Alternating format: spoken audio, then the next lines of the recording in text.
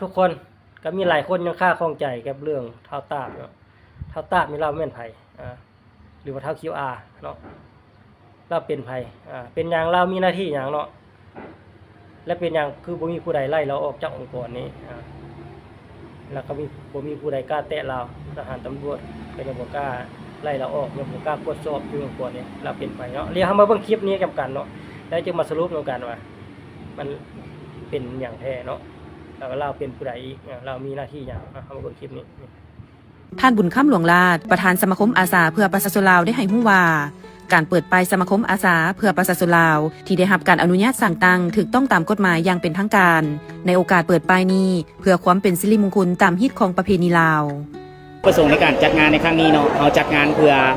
การกุศลหาศพและญาติขาดมิตรศพที่ตายบ่ดีศพที่ตายตามถนนหนทางศพที่ทุกข์ยากอนาถาต่างๆที่ทางสมาคมเขานี่ได้ไปกอบกู้มาไปเก็บมาในปี2024ที่ผ่านมาเนาะจำนวนทั้งหมดก็20ปลายศพเนาะที่เขาเก็บจำรายชื่อเข้ามาในการจัดงานในครั้งนี้ก็เป็นงานการกุศล 100% เนาะทุกอย่างที่เขาเอามาให้บ่ว่าจะเป็นกองบุญหรือว่าการทำบุญทำทานเขาจะเฮ็ดใหม่เป็นสิ่งที่ใหม่ๆเพื่ออุทิศถึงดวงวิญญาณเหล่านั้นเนาะให้เขาเจ้าได้รับผลบุญของสมาคมอาสาเพื่อประชาชนลาวของเขาก็คือการกู้ชีพกู้ภัยการช่วยเหลือประชาชนถูกภัยพิบัติบ่หรือว่าการช่วยเหลือเมียนคาบอาบซุปคนทุกข์ยากคนอนาถาในวัยนี้เนาะเขาอยากฝากโครงการหนึ่งเนาะที่ทางสมาคมกำลังตั้งใจแล้วก็อยากให้มันสำเร็จเนาะก็ต้องฝากถึงประชาชนทุกๆท่านนั่นแหละให้ร่วมช่วยเหลือหนึ่งก็คือโครงการส่งศพทุกข์ยากฟรีทั่วประเทศจะเป็นสมาคมแรกและจะเป็นกู้ภัยแรกเนาะที่ดำเนินโครงการนี้โดยข้าพเจ้าจะนำพาทีมงานและจะสร้างตัวนี้ให้มันได้รับมากผลสำเร็จที่สุดเนื่องจากว่าการส่งศพการมาปุยปิ่นป่วยอยู่นครหลวงของเขาเองนะมีคนทุกข์คนยากหลายสิกลับบ้านกับบ่มีเงินครับสิเมื่อบ้านกับบ่มีเงินเมื่อใช่นะแล้วเขาเลยมาคิดว่าต้องมีโครงการนี่แหละมันคงจะดีแก่สังคมสมาคมของเขาเนาะมันตั้งอยู่ที่บ้านโบเล็กเมืองไซธานีนครหลวงเวียงจันทน์เนาะเป็นสำนักงานใหญ่เนาะเขาจะสร้างจุดนี้เป็นสำนักงานใหญ่แล้วเขาจะมีสาขาย่อยเป็นกู้ภัยเนาะกู้ภัยก็คือ1คือกู้ภัยรัก36นี่เป็นกู้ภัยรักเนาะเขตที่2ของเขาคือกู้ภัยจันทบุรีเขตที่3คือกู้ภัยศรีโคตะบองเนาะก็คือทุกคนเห็นนี่แหละเนาะเป็นอย่างคือบ่มีผู้ใดกล้าไล่เราออกคนอยู่ในองค์กรนี้ก็ย้อนว่าเรานะเป็นประธานเป็นหัวหน้าใหญ่เนาะฉะนั้นล่ะนอกจากสิเรายุบเองหรือว่าผู้ที่เซ็นสัญญาหรือว่าใบอนุญาตให้เรายึดคืนไปเท่านั้นจึงสามารถที่จะเอาลาออกได้เนาะฉะนั้นล่ะก็คืออยู่ในองค์กรนี้ก็คือเป็นลูกศิษย์หรือเป็นลูกน้องเราเนาะนอกจากผู้ที่มีอิทธิพลสูงหรือว่าผู้ที่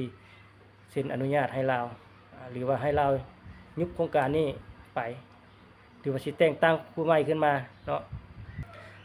ฉะนั้นเนาะถ้าสังคมเรียกร้องหรือว่าประชาชนพ่อแม่พี่น้องเรียกร้องครับไปตรวจสอบก็คือนอกจากผู้ที่มีอิทธิพลแล้วก็ผู้ที่เซ็นสัญญาหรือว่าใบอนุญาตนี้ให้จึงสามารถตรวจสอบได้เนาะและผู้อื่นก็บ่มีสิทธิ์ที่จะเข้าไปตรวจสอบได้เพราะว่าก่อนที่เราจะสร้างองค์กรนี้ขึ้นมาเราก็ได้ไปเซ็นสัญญาถูกต้องตามกฎหมายแล้วเนาะแต่ว่าสิ่งที่มันเป็นไปบ่ได้ก็คือลาวเฮ็ดบ่ถูกต้องเนาะสิ่งที่เราเอามาทุกคนเห็นบ่สิ่งที่เราเอามานะก็คือเราจะดำเนินโครงการนี้ให้สำเร็จเสร็จสิ้นก็คือเป็นไปบ่ได้แล้วตอนนี้นะก็คือเจ้าเดินทางผิดก็คือเจ้ากระทำในสิ่งที่มันผิดพลาดคือว่ามันบ่ถูกต้องเนาะเจ้าว่าสิส่งฟรีแต่เป็นอย่างเจ้าคือแป้ QR แม่นบ่เจ้าคือหารายได้อยู่จากพ่อแม่พี่น้องประชาชนอยู่เนาะ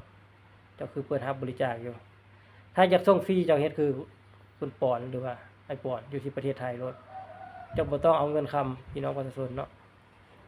เวลาไปส่งศพส่งหยังให้ญาติเขาเอาเงินให้เราก็ยังไปเอาแม่นบ่นี่อันนี้มันคือการส่งฟรีแท้อันนี้เฮ็ดแท้อันนี้การที่เจ้ายังเปิดรับบริจาคหาความช่วยเหลือจากพ่อแม่พี่น้องประชาชนนี่มันก็เป็นไปบ่ได้อีกแล้วอันนี้นะเนาะคันว่าบ่มีทุนมีทอนตัวเองก็ย่าสิสร้างขึ้นมาเนาะมันเป็นไปบ่ได้เจ้ายังสิขอเงินนำประชาชนอยู่อันนี้มันบ่ถูกต้องเนาะถ้าอยากส่งฟรีเจ้าต้องเฮ็ดฟรีโดยต้องเอาเงินตัวเองโลดเนาะฉะนั้นล่ะเจ้าอย่าเฮ็ดไปซะฉะนั้นล่ะเจ้าอย่าเฮ็ดก็อย่ามันสิเสียให้องค์กรอื่นละเนาะองค์กรอื่นเขาก็มีอยู่ฉะนั้นล่ะตามที่ทุกคนเห็นนี่แหละเนาะก็รอท่าติดตามเบิ่งว่าทางผู้หลักผู้ใหญ่เพิ่นสิเฮ็ดอะไรกับเรื่องนี้เนาะเพิ่นสิจัดการแบบใดตอนนี้สังคมเฮาก็กำลังจับตาเบิ่งอยู่ว่าผู้หลักผู้ใหญ่สิจัดการอยู่บ่หรือว่าสิปะโครงการนี้ดำเนินต่อไปเนาะคันว่าทางผู้หลักผู้ใหญ่เพิ่นเนาะ ยังสิป้าให้โครงการนี้ดำเนินต่อไปก็ถือว่าองค์กรอยู่ในลาวนี่ก็เสื่อมเสียไปหมดเห็นบ่มีผู้ใดน่าเชื่อถืออีกเนาะแล้วก็บ่มีผู้ใดที่อยากบริจาคอีกช่วยเหลืออีกเนาะคนที่ทุกข์ยากนะฉะนั้นล่ะ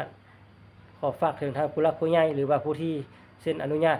ให้ยุบซะเนาะยึดไปคืนซะใบอนุญาตนะบ่ให้สร้างขึ้นแล้วก็บ่ให้ดำเนินต่อไปอีกโครงการนี้นะมันเฮ็ดสิ่งที่บ่ถูกต้องแล้วเนาะก็คือผู้ใดเฮ็ดผิดก็จับไปเลยดำเนินคดีเลย เพื่อเป็นตัวอย่างให้รุ่นต่อๆไปเนาะเพื่อที่จะบอกให้มันมีอีกต่อไปนะแม่นบ่ฉะนั้นสังคมที่ฉะนั้นจึงเฮ็ดให้สังคมไว้เนื้อเชื่อใจได้เนาะถ้ายังปะละเลยไปก็คือสิบ่มีผู้ใดแล้ว ที่จะเชื่อใจกัน